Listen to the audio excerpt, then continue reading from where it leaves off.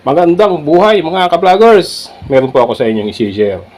Tungkol po dito sa bagong labas ng Oppo. Ito pong Oppo E5 Pro. Napakaganda po itong gamitin sa pagbablog. Kahit po umuulan, wala pong problema.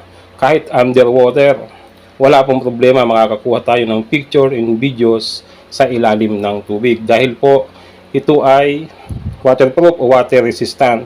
Pero po, take note mga kapatid, ito po ay hanggang 1.5 metro lang ang lalim. Then, 30 minutes lang ang dapat itagal nito sa tubig. Hindi na po tayo dapat lumampas doon dahil may possibility o possible na pasukin na po ang ating gadgets o ating cellphone. Ayan, ito po siya na papakita ko po kung legit ba talaga. Ayan, kahit po may pressure yung tubig, wala pong problema yan. Ayan. Ayan. Pressure po ang tubig yan. Ayan. Kikita nyo po ba? Ayan o. Ayan. Ayan o.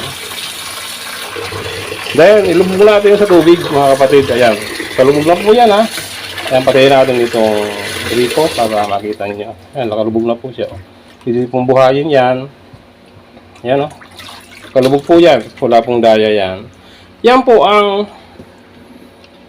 E5 o Oppo E5 Pro. Yan, napakaganda pong gamitin ito sa pagbablog kasi kahit may kukuha ng kayong picture o video sa ilalim ng tubig ay pwede po ito. Ayan. Na-update ko lamang po kayo dahil napakaganda po itong ginagamit sa ating pagbablog. Ngayon mga kapatid, pagkatapos nyo po, kunyari, tapos na kayong kumuha ng picture o video sa ilalim ng tubig, i-drain po natin ito, di ba? Kasi may tubig po ito sa ilalim, ay sa loob. Siyempre po, punasan natin muna yan para po hindi umag-activate yung LCD. Then, open natin. Yan. Punta po tayo una dito sa icon ng camera. Yan. Then, yung more. Nakikita niyo po itong more. Kita ba? Ayan. Itong more. Yan. Ito. Then, yan, underwater. Kita niyo po ba yan? Nababasa niyo yan.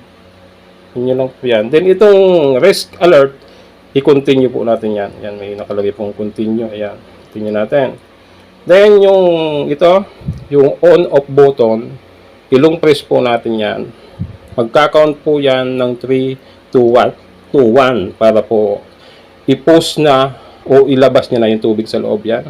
And 3, 2, 1.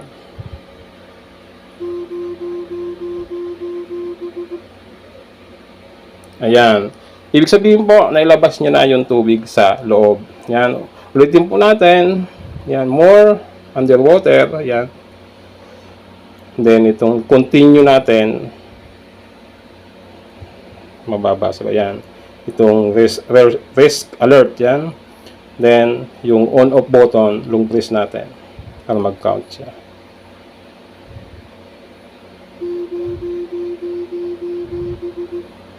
Ayan. Okay, ulitin po natin ha. Ayan o. 1, 2, 3. Ayan.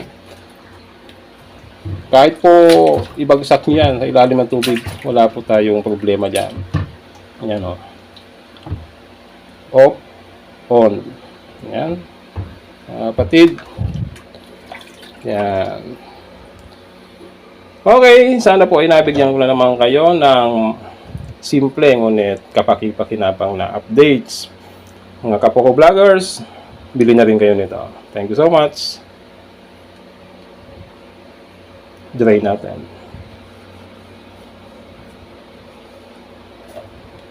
Okay, open. Camera. More. Underwater.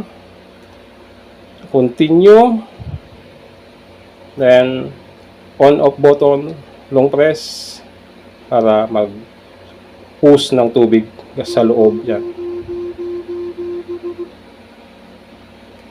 Okay.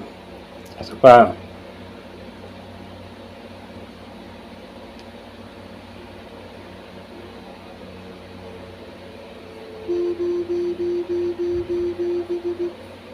Yan. Nakuha ba mga kapatid? Yan. Ganito lang po yun. Punta tayo ng camera. Yan. Then yung more.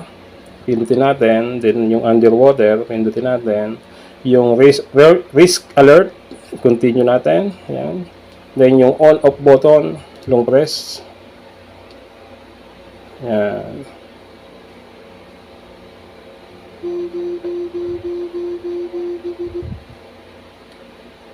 Okay, thank you so much.